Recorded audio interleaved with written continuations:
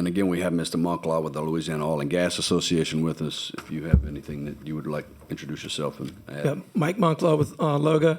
I think it's just a nice incentive to operators that have either wells that have been sitting for 2 years or to take over an orphan well from the state's program. I don't see how there would be a fiscal note at all if there's nothing coming from those wells now, and if they get back online, there will be money coming in from severance, albeit less with an incentive. But we're all for that bill. Appreciate you guys running it. Thank you, Representative. I guess before we take questions, we do have an amendment that I would like to kind of bring before the committee. Would staff please read that amendment into the record? Yes, Mr. Vice Chair, members of the committee, the set of amendments before the committee is coded 1436-1436 is the code in the top right-hand corner.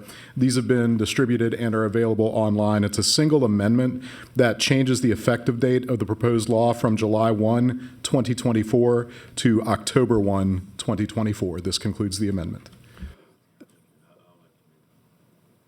I'll make the motion that we adopt amendment set 1436.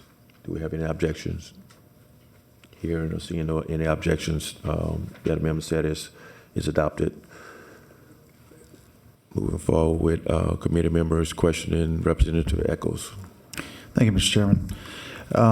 Representative Beaullieu, do you have an estimate of the number of orphan wells in the state of Louisiana?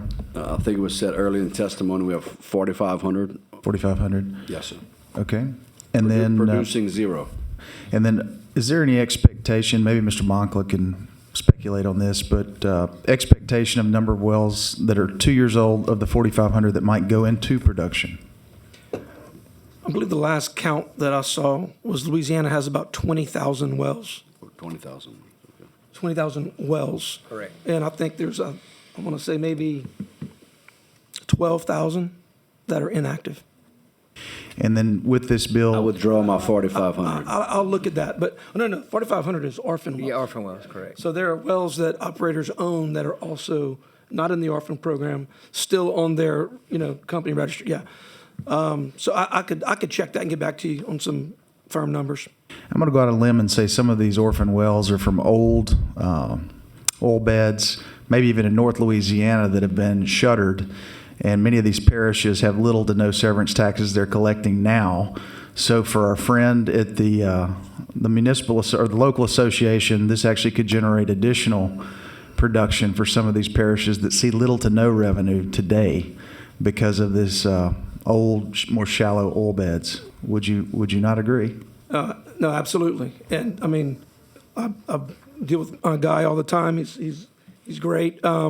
And he knows that I green carded his request on that bill y'all ran last year to increase what he was getting from the state. So I would hope that he would green card this, because this would definitely help production in those areas. Well, I would tend to agree. I mean, they're capped now, and even if severance taxes went down by 50%, they're still producing well over the amount of capped revenue that they're receiving. So I would anticipate no fiscal impact, but all these bills collectively with a rise in production should easily mitigate that, if not double parishes that receive little to nothing now. I would agree. Using basic economics as a formula here. So, Mr. Chairman, I move favorable at the appropriate time.